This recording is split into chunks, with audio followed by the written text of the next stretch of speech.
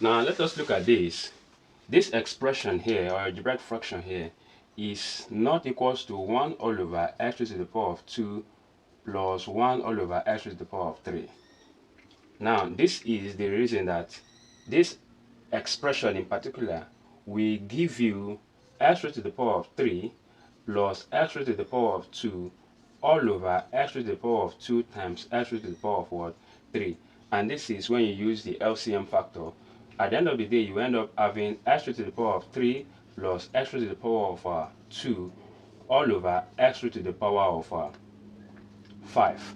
Okay, so this expression, or this algebraic fraction, is not equals to 1 all over x raised to the power of 2 plus x raised to the power of 3. And take note also, it is not also equals to x raised to the power of -2 plus x raised to the power of what? -3.